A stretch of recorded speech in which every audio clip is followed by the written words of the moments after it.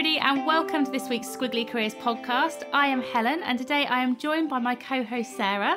Hi everyone. And over the last few weeks, we've actually been flying solo, so we've not done a joint podcast for a while. I've missed you. And I've been on holiday. It feels like a while. you're not bothered at all. It's like, were we on a break? Were we not on a break? Who knows?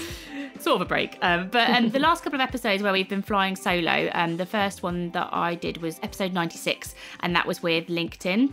And we invited Rachel Glynn from LinkedIn to share lots of different tips with us about how you can really maximise the potential of LinkedIn for your career. So if you don't like Sarah and don't want to listen to her, then just listen to me on episode 96. And if you don't like me and you just want a bit more Sarah, late at night. You can tell, yeah. Episode 97, which is the one that Sarah did last week, was talking about emotions at work. So Sarah, do you want to say a little bit more about that in case people haven't listened to it? Yeah, so that was me interviewing a lady called Molly Duffy West. And Molly is the co-author of a book called No Hard Feelings. And Liz and Molly also have a brilliant Instagram account, which I highly recommend following. They're lovely illustrations, very knowing, insightful and funny. So I always enjoy seeing those. And she talks about some of the new rules of work that they propose around how do we use emotions positively and constructively at work. We kind of explore 2 or 3 of the new rules of work from the book in a bit more detail in our conversation. Things like the fact that your feelings are not always facts, that it's useful to care less about your work at times. And that one really stuck with me because that is counterintuitive for me, because I think, I really care about my work and that it's a big part of who I am. And it's great that I'm really passionate. But actually what she's challenging and what their kind of research shows is there is a point where it's really important to do other things, to have other interests, hobbies, to productively switch off, to actually genuinely switch off. So not to just be on holiday and still do a little bit of work, but actually to kind of fully detox. Because the reason ultimately is that if actually you do care about your work, you should do those things because it will make your work better. So I found that a very compelling argument to kind of care less because ultimately it will make your work better. And Sarah enforced a detox on me last week when I was on holiday, so she's definitely taken some value from that. You were so resistant to it though. It's because you messaged me 100 times while I was on holiday. I was like a joint withdrawal symptoms, I think. How did you find it? You did 48 hours in the end. Yeah, I didn't really enjoy it. Karen, my husband, said. Partly because I love what we do. Also, I could still see some of the things coming in and I wasn't replying to them. And my husband said to me over dinner, I was like, Gareth, this thing's happening. I really want to reply, but I'm on a digital detox and I can't. And he was like, you're not on a digital detox. You're on a digital torture mission where you're looking at stuff and you can't reply. I was like, yes, I think you might have missed the point a little bit. Yeah, maybe. Maybe I was like halfway there. I'm going to try and do it. I'm going on holiday in a few weeks' time. And I think I'm going to try and do it, like delete some of the apps. To your point, I think I'll have to take away the temptation because as soon as you look at something, it's quite hard for it not to kind of plant a seed in your mind, I think. Yes. Yeah, that's probably my learning from doing that. But anyway, today is not about digital detoxing, as useful as a thing as it is to kind of test yourself with. It's actually going to be all about courageous conversations. But before we talk a little bit more about that, we just wanted to say, if you're a regular listener, thank you so much for sticking with us. This is episode 98 of the Squiggly Careers podcast. We are rapidly approaching 100 episodes. We're excited to us. Hopefully it's exciting to you if you are a regular listener. No one else cares. No one else cares. But it does represent about 70 hours of squiggly career tips that we've shared over the last 18 months, maybe, of us talking about lovely career stuff. And if you are one of the people that has left us a review, if you're a regular listener, you left us a review, thank you so much. They make such a difference to helping us to reach new people and so that we can help them with their squiggly careers. And if you like the podcast but you haven't managed to leave a review yet, please do take a few minutes to do it. As I said, it's really helpful. We really appreciate it and it makes us so happy. Sometimes it's a bit tricky to get feedback when it's Sarah and I at 10 o'clock at night talking about career stuff. And so those reviews are one way in which we find out that what we do is helping people. So thank you. If you could take the time, that would be brilliant. And back to today then. So we asked our Instagram community, where we're at Amazing If on Instagram, if you want to follow us, we asked them to vote on a couple of different podcast topics. And they chose the theme, which is this week's podcast, which is about courageous conversations. And it's actually something that we find comes up quite a lot when the work that we do with organisations. One of the things that we talk about is this principle called psychological safety, which is a lot of work that Amy Edmondson has done. One of the principles of teams that have high levels of psychological safety and are therefore high performing teams is that they've got the ability to have tough conversations. And when we do different research with teams and companies about that, what we often find is that of all the different elements that help make teams have psychological safety, the one that lots of businesses and teams struggle with is this ability to have tough or courageous conversations. So it feels like a topic that is relevant for individuals because so many people voted for it on our Instagram community, but we also know from our experience that it's something that's particularly relevant for teams and organisations. And over the next 30 minutes of the podcast, what we're going to do is talk a little bit around what actually is a courageous conversation. It's kind of useful to start with that. Why maybe it's difficult for people, what's some of the theory behind why it feels hard. And what we really want to focus on is some tips, tried and tested tips, and we'll share some of our experiences as well that we think you can put in place and will help you to take practical action so you can have some more courageous conversations at work. Okay, so if we think about what a courageous conversation is, Nancy Schreiber, who is a business psychologist, she talks about it as a conversation where there's high stakes, emotionally charged about issues that matter, and involving the perspectives of more than one person. And she even goes on to suggest it's perhaps even a triage tactic to improve an issue before it becomes catastrophic. Now, when I read that, I thought that sounds really dramatic. But if we think about all of our squiggly careers, I always feel like at any one point in time, we are all somewhere on a spectrum between surviving and thriving at work. That's true, very true. And where we are in that spectrum probably changes every day and every week. But I was thinking actually one of the ways to help you to have positive momentum in the right direction and to spend as much of your time thriving as possible is your ability to have courageous conversations. Because I was thinking this is the difference between standing up for what you believe in versus being frustrated or kind of being more of a victim. It's the difference between being brave enough to do something even if it's risky versus doing the safe thing, taking the safe choice, being in your comfort zone. I always feel like a courageous conversation is probably like doing the right thing versus the easy thing. And we can probably all think of examples of where we maybe know that the right thing is over there, but it just feels too difficult, too tricky. We perhaps don't know how to address it or what to do, or we maybe don't feel like we've got the right relationships or in the right culture. So we end up doing the kind of thing that feels easier, but often that doesn't feel good. I was thinking about some of the times when I've avoided or not had these courageous conversations. It's sort of easier in the moment. So in the short term, I wonder whether it's kind of the easier option.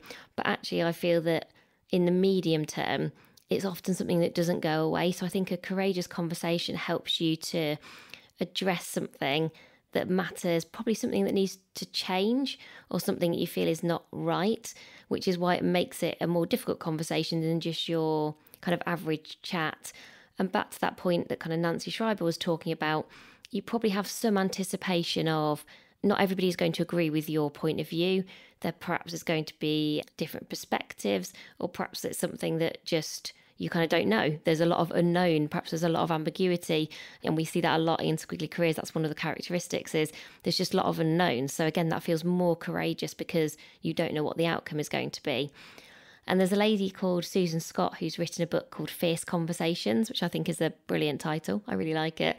And she says, like it or not, you build influence and make your luck one conversation at a time. And I think that really resonated with me as a statement of, this is not about one massive courageous conversation that you're going to have once a year or twice a year. I think this is about your ability and your capability to have lots of different sorts of courageous conversations. And then when you put all those things together, that's how you'll build your influence and your role in your organisation. That's how you'll make the right things happen for you in the kind of short, medium and long term.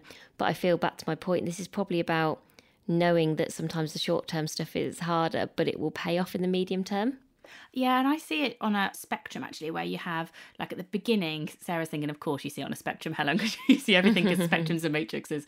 But almost at the beginning of it, you might have a safe conversation. And then I think the next bit up from it is a difficult conversation. And then I think the next bit up from that is a courageous conversation. Nice. Because I think it's the complexity of the challenge and the potential risk, the number of perspectives that make it courageous. But I think that's where you can have the most significant impact on your environment, the work that you do, and ultimately your career. And we have actually covered difficult conversations before. So think of this as more like a difficult conversation being like a micro moment. It's of the moment. It might be one-to-one, and maybe a series of these things might build up to a courageous conversation. So if you feel like you've got a small, personal, challenging conversation coming up, maybe also listen to episode 20 of the podcast, which is when we cover difficult conversations. But I think it's an important distinction. This courageous thing is where Sarah talked earlier about there's something right that you almost want to be brave enough to talk about, doing the right thing versus doing the easy thing. And I think that's the territory of courageous conversations that we're talking about tonight. And I think it's important to say that one person's courageous conversation is probably different to another. Yeah. And it's probably quite context driven. It depends on where you are in your career, where you are in your organisation. So some of the examples that maybe we'll give in a minute of our courageous conversations, you might be listening and thinking, oh, well, for me, that wouldn't constitute a courageous conversation. I feel like maybe for me, that's a comfortable conversation or just a difficult conversation. If you're thinking about this for your teams, knowing that what this looks and feels like for everyone will be different, partly based on their own kind of personal challenges and perspectives, but partly based on the environment they find themselves in.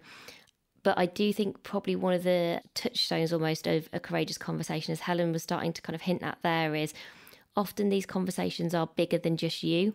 Yeah. I think it's difficult conversations might be more about you and maybe your role and your team.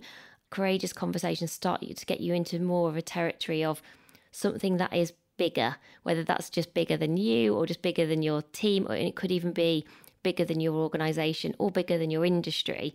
But when I was starting to think about our examples and looking at some of the hints and tips that you start to see, this is often where you don't have all of the answer, you can't solve everything for yourself, but you're still prepared to give some of it a go or to kind of start that conversation. Totally agree. So should we talk about our examples of some courageous conversations that we think we've had and then go on to the 5 top tips? Yeah, good plan. Shall I go first? Go on then. So I was thinking, with the definition of kind of these multiple perspectives, and there's some element of risk, and I was thinking, okay, what's the best example, or the one that really springs to mind? And I thought about when I was at Virgin, and I was head of a business called Virgin Insight, and I'd probably been in the role for about 12 months. I could see all the numbers for that business. I could see the cost of the business. I could see the projected revenue. And I had tried a few times to think about how to make all that add up to positive numbers. And I couldn't quite get there when I knew what that business was trying to achieve. And I was looking at the financials and it couldn't quite work. And myself and kind of a couple of other people were looking at different options. And there was basically this pivotal moment for me where I had to have a courageous conversation with a gentleman called Joss Bayliss, who is the chief executive of Virgin globally. And he happened to be in the building that we worked in, the Battleship building, on a particular night. And I thought, I need to go and speak to Josh and say that I think we need to do something quite different with this business, and that I've got an idea and that I want to talk to him. And you might be thinking, oh, it's a really logical thing, Helen, but it felt courageous to me because there were people's jobs on the line for this. There was potentially my job, the people that worked for me, the future of this business. I was going to create a lot of uncertainty if actually what I was recommending was implemented.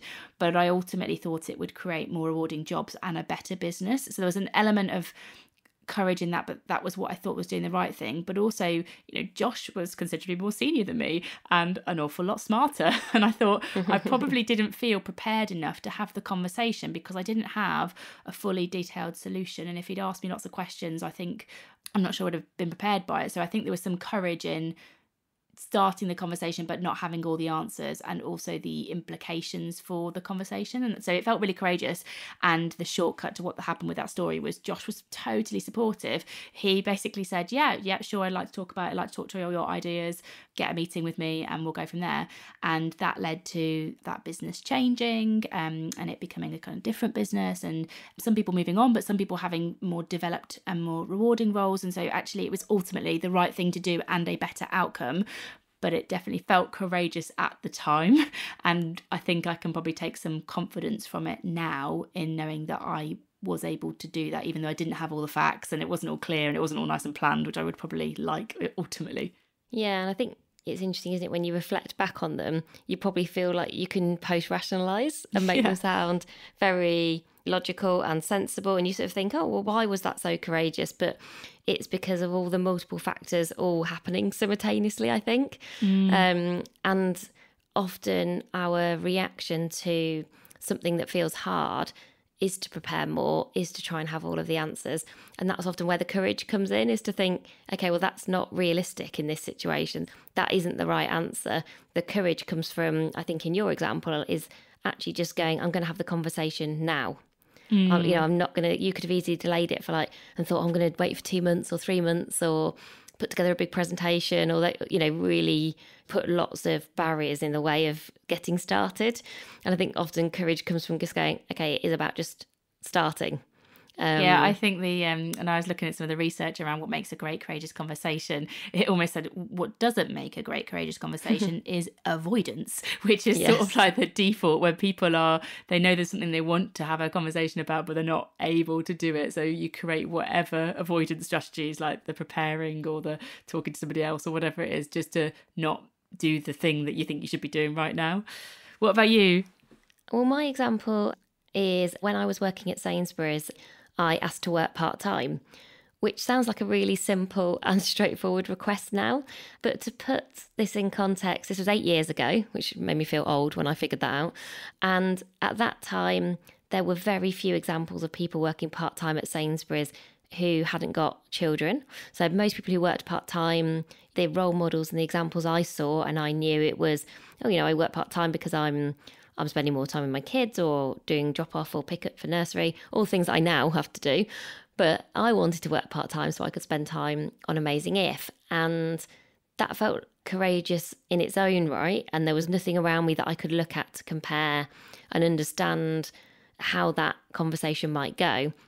And simultaneously, I was being promoted into a job at Sainsbury's. So that, if anything, I felt made it worse. So I was still very committed to Sainsbury's. I loved my job there. But at the same time, I felt like it was a bit of a paradox that I was saying to them, oh yes, but I'd like to be here a little bit less. Yeah.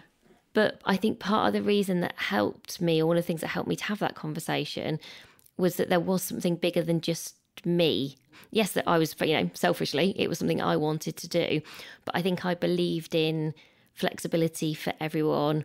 I believed that that was the way that the kind of world of work was going, around people working in a way that worked for them and combining interests. I could start to see that that was something that people were going to want to do. Even the word side project or side hustle at that time were just not in our vocabulary, which now feels like, lots of people listening to this podcast still read lots of articles and those kind of things. Even volunteering was quite unusual. Some big companies had big volunteering programs. So I felt like I was doing something extraordinary, or very much out of the ordinary, of which there'd been no precedent. And I felt like I was asking for a lot. I think a lot of the courage for me came from, I felt like it was like a layered request. And I knew that if actually they were going to say yes to me, that would then also set an example for people elsewhere. And there's always that kind of worry about going, often with flexibility, one of the things that people can get concerned about is this thing of opening up the floodgates. And so I was thinking, even if maybe they want to support me, will they be worried about then what might happen in the rest of Sainsbury's? And again, similar to you, I do think part of that conversation, the reason that it was easier was the person I was working for almost encouraged the courage out of me. So yes, actually that happened with mine. My manager encouraged me to have that conversation. That's a really interesting point.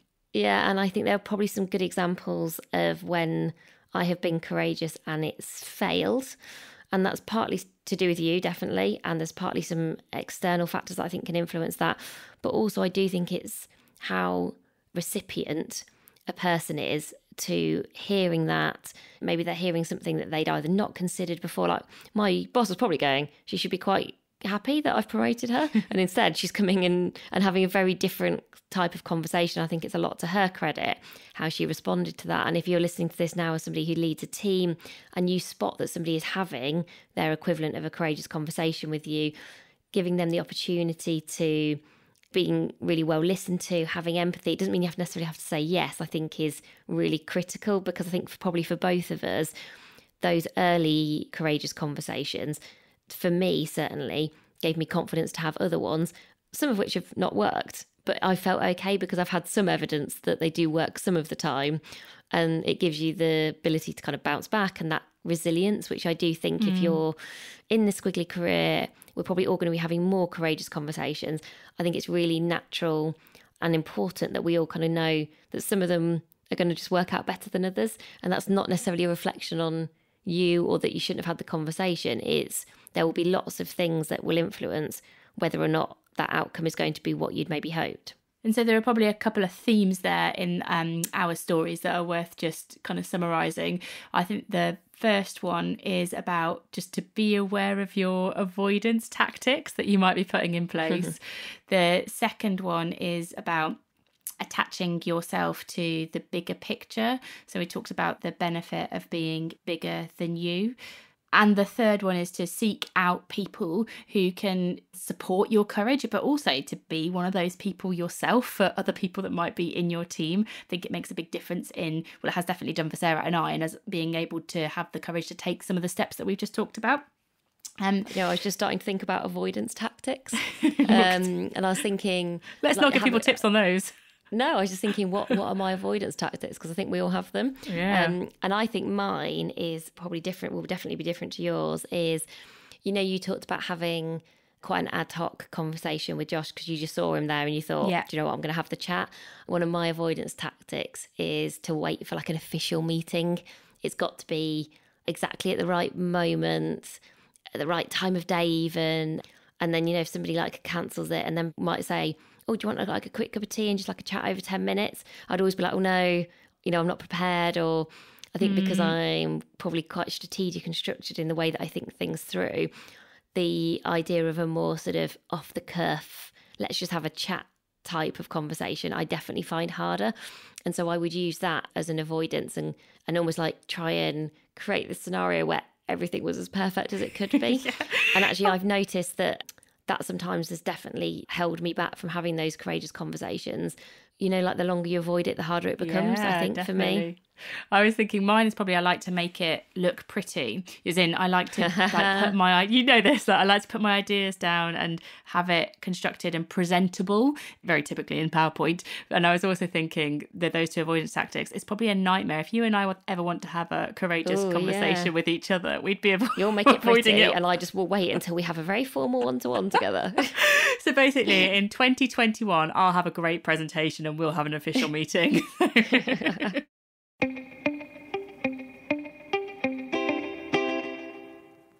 So shall we share some of our top tips, not on avoidance, but on actually how you go about having a courageous conversation? Shall I go first? Go for it.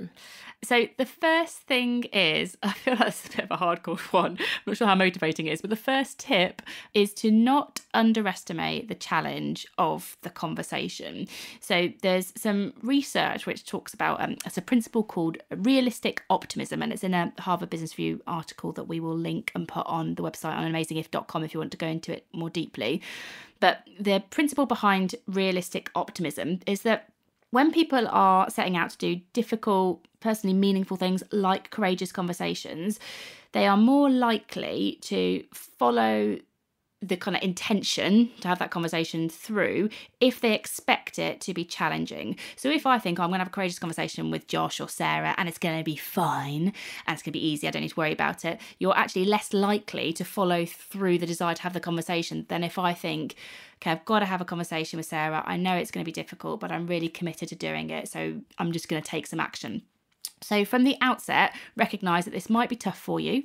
And I think this is where you can attach yourself to the bigger picture, maybe to say, I acknowledge this is going to be tough, it's a difficult thing, but the reason that I'm doing it is. So perhaps if you pair those two things together, then you can make realistic optimism work for you.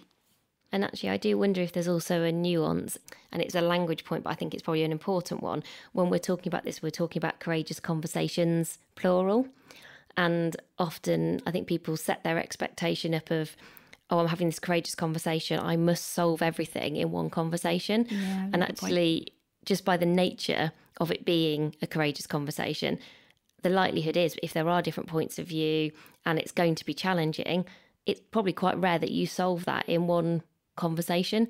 So I think also seeing these as a series of conversations about something which is going to take courage from you is probably just a better way of framing it for yourself, because you are probably taking on something that is quite big and complex, and you might have given it quite a lot of thought, but the first time you talk to other people about it, it might be the first time they've had the opportunity to kind of mull that thing over.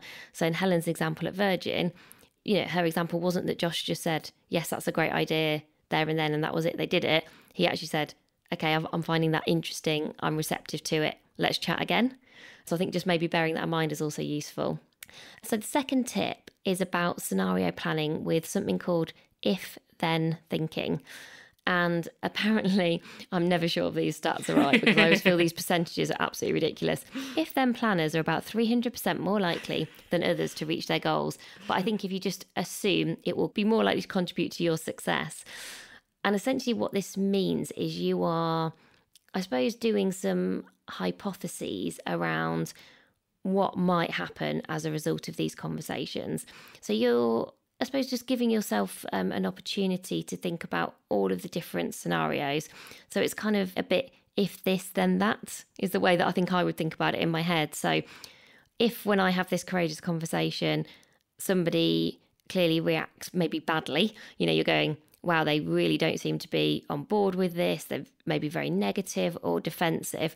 If that happens, then what am I going to do? Actually, am I going to make it a shorter conversation? Because actually, is it something that you need to leave with someone to kind of think about it a bit more? Are you actually going to, in that scenario, revert to thinking, actually, maybe I'll just ask some questions and just listen to this person's point of view on this topic? Because actually, for me to build empathy with them and then probably to do a good job of the next courageous conversation, you probably need to understand their perspective if it's so different to yours. So you probably need to kind of switch your mode from being maybe on kind of tell to being on receive, as an example. You might then have a different scenario where you go, if the person then says, this is absolutely brilliant, tell me what you think we should do next, which could be an outcome, if people get on board quite quickly, knowing what you think those actions might be. So if people respond really positively and then say, right, let's do it, or what do you think we should do next, or why don't you think we're making as much progress as we should be in this area, making sure that you've thought through your point of view and your answers that go further than just what is the conversation you're trying to have. Because this is something I can definitely imagine doing, where I'm so focused on the thing that I need to talk about that then I sort of forget about what might come next. And this definitely happened to me when I did ask to work part-time at Sainsbury's, which I did with the accompaniment of a very long PowerPoint slide deck, which I think I decided this was the business case. I went really formal for some reason, which is actually not usually my style. I think I was so ready to defend it and talk about it that actually when the person I was talking to said really quickly, oh yeah, we don't need to really talk it through, I can understand why you want to do this, let's talk about kind of how we make this happen and what needs to happen next. I think I was like, I don't know what to do now, I don't know what to say. Then I felt a bit ridiculous because all I'd planned to do was just to talk through this 50 slide business case on why flexible working and part-time work was a good thing. And so I think it diminishes a little bit your credibility and your gravitas in that moment. Yeah, I agree. Because you've not thought those things through.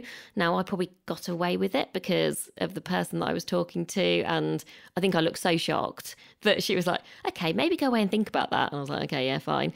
But I think since then, I have done a better job of thinking, if something is feeling like it's going to be a courageous conversation, let's try and imagine the different ways that people might react. And also, you might have a situation where you've got 3 or 4 people in a room who all react differently.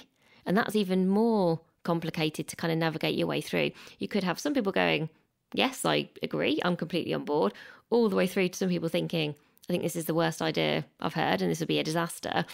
If you get that in a room, if you get mixed opinions, what are you then going to do? Are you then going to move into more of a kind of facilitated conversation? Are you going to suggest that that's what you might then do next? So it's just, I think, thinking some of that stuff through will then just mean you can move on from the initial hard bit into then the what next bit with probably a bit more ease and confidence, and don't do what I did, which was sort of get a bit shocked and stop talking.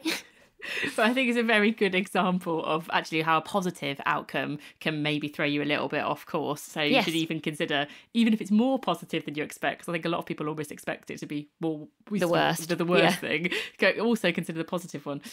So our third tip is about how you can maybe prepare and structure these conversations. And I think this is particularly relevant if you're feeling a bit nervous about it, or you think you might go off track, or feel like you're going to waffle your way through it because you're a bit nervous.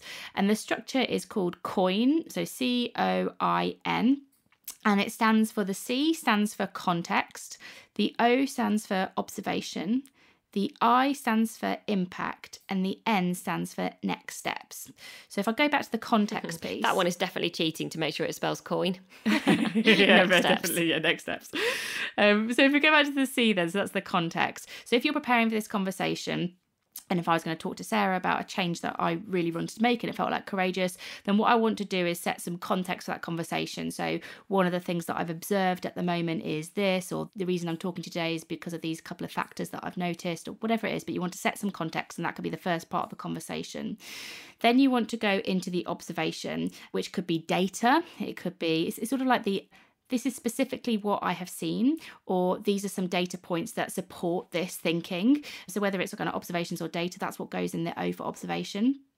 The next thing that you would talk through is the impact. So the impact this is having on me, the team, the business, the industry, whatever is relevant. That's when you can then present that piece of information. And then you can go on to next steps. So with all of that in mind, what I think the opportunities for us to move forward are X, Y, and Z. Now, what I would say, I think preparing this conversation is different to delivering it. So if I was going to have a courageous conversation with Sarah, and for 10 minutes, I just went through context, observation, impact, and next steps and didn't let Sarah talk, I don't necessarily think that would set me up for success. But what it does do is give you some structure. So I could set the context and talk about, okay, this is what's going on at the moment. This is, do you agree with this? Are you noticing anything else? And so I could invite some conversation, and then I could say, okay, well, these are some specific data points that I think are really affecting this. And then go, if you've got any more awareness of this, do you believe this? Do you think 300% is a realistic figure? Whatever that is. But the point is to prepare in this way. But when you go into the conversation, it's a conversation, it's not a presentation. So make sure that you're inviting that contribution, but keep the flow in your mind, because you can have that conversation, you let it go off, and then you can bring it back to the impact or bring it back to next steps, which will help you to have a little bit more control in the moment. Yeah, and I think it will help to anchor where you are in a conversation at any point in time. And do you know what I was thinking? This is really helping me to work out all the things I've done wrong. I think a few times when I'm having courageous conversations, I think of them as presentations, not consciously, but I think subconsciously, the way I prepare and think about them, I'm actually not thinking about a conversation. I'm thinking about what I want to tell people and what I want them to hear. And I think that's natural. The more courageous it is, often the more kind of nerve-wracking it can be to get into a conversation, because actually it's something that really matters to you. So it's much easier. And actually, if you talk about avoidance, I actually think presenting is probably quite a good avoidance tactic. I think I might do that one as well. Yeah, I agree, because you're not inviting the risk of the conversation. And then maybe when you get it, which is the right thing to get back, but maybe it makes you defensive or fearful. Yeah, agreed. So number 4 is about finding ways to test your courageous conversation with other people and asking for feedback. I think when you have something that is this tough, and I think courageous conversations are tough, it can be easy to fall into kind of a mode of communicating or being, which we often describe as either victim or villain. You can sort of lose your objectivity, sometimes maybe even your natural style that people recognise from you. And I do think part of this is also back to that point at the very start of the podcast around how much you care about work. Courageous conversations are often about something that you do really care about. You really care about making better. You really care about changing. And I think it's one of those things where sometimes the more that you care, you can often lose your sense of, being able to see the wood from the trees, being able to have empathy that not everyone might agree with your kind of point of view.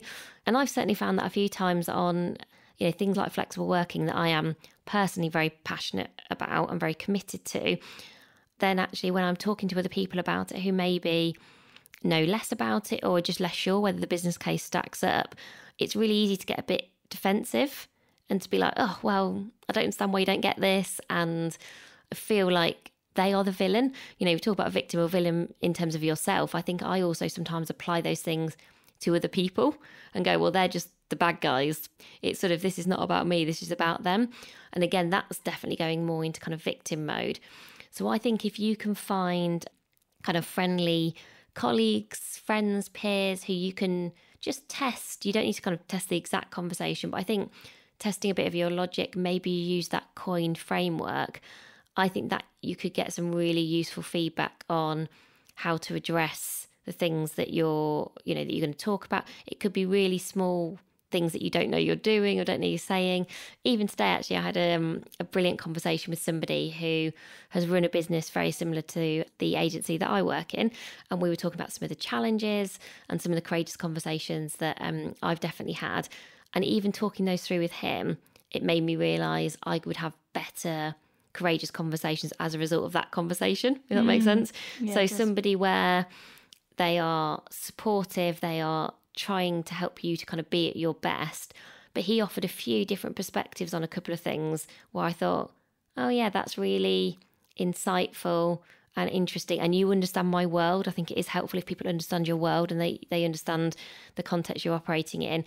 It just helps, I think, to give you a bit of confidence, but also probably to just refine a little bit, catch yourself in case you're doing anything that actually could be quite, usually unconsciously, but unhelpful and might just get in the way of you having a productive and a constructive, courageous conversation versus something that can either dissipate into maybe more of like an argument, or you get a bit defensive, and all those kind of behaviours that you just know are not actually going to be useful. I remember one funny situation. So my husband is really good at giving feedback on stuff like this. He's a trained coach and a really, really great manager. And I remember there was one particular situation that I wanted to play to him, a courageous conversation that I wanted to have and get his feedback on it. But the moment that I chose to do this was when we were driving somewhere, but very specifically we were driving through Milton Keynes, which has a lot of roundabouts, and you have to good old grid system in Milton Keynes.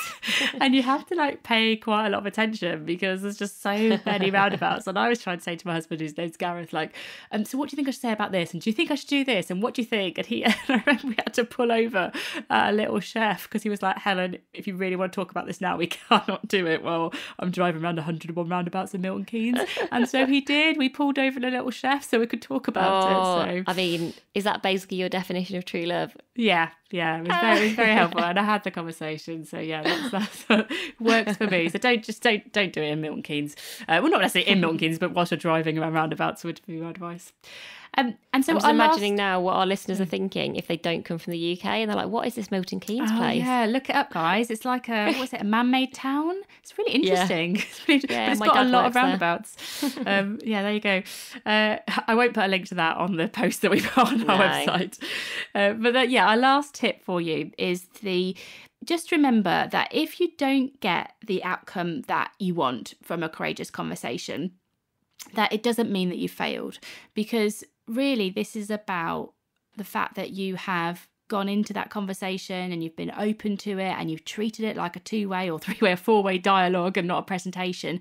That is the success. Knowing that you can do that and you can step forward into those conversations is what will give you confidence to do it again.